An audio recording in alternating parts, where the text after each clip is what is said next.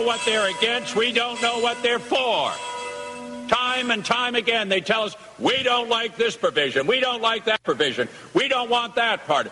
Well, they ought to be able to explain to the American people what they are for. What are they Hold it a minute. I'll explain, Mr. Kennedy. We're for borders, language, and culture.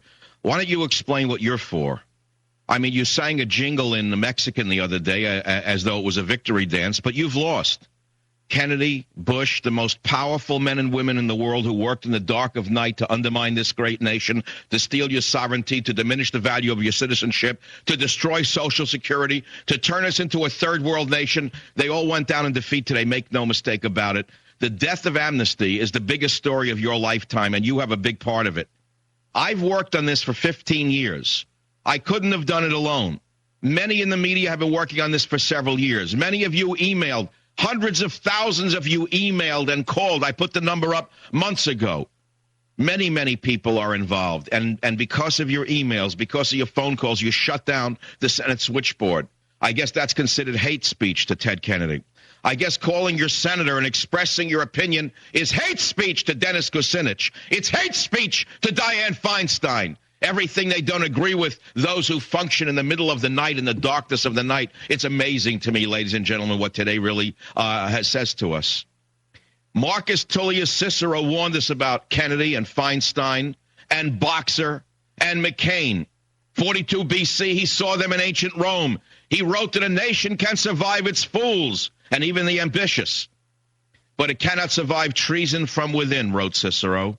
I suppose that's considered hate speech. Well, maybe Dianne Feinstein can see if she can burn the writings of Cicero. Maybe she can consider it inflammatory and hate speech to write about tyranny and how to overturn tyranny with democracy. You have just defeated the most powerful politicians in the history of the world. They tried to ramrod this through in the darkness of the night. I don't think you even know, most of you don't know what happened. Today was not a vote about immigration. Today's vote was simple. The vote was to limit debate. In a free society, limit debate. Listen to what I'm saying to you. Ted Kennedy and his cohorts, the enemies within this country, wanted no more debate. They wanted it closed down. They called it cloture. If they had gotten this, you never would have known what's in the bill. They would have closed it off and would have railroaded it in, and you would have lost your nation as you know it.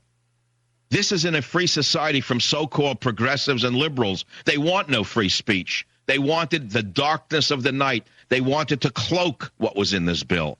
Listen to what I said to you. Today's vote was whether or not to limit further debate on this immigration bill.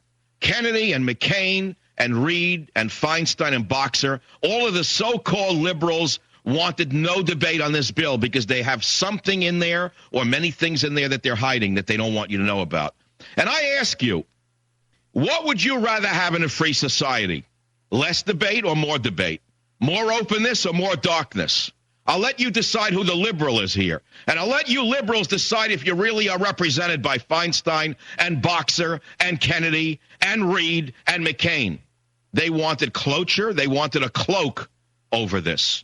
But they were defeated, and they were defeated by the power of the people. Make no mistake about it. This is the biggest seismic shock to hit the United States Senate in the last 25 to 30 years.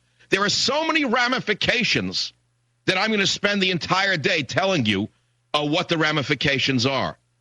Yes, amnesty was defeated.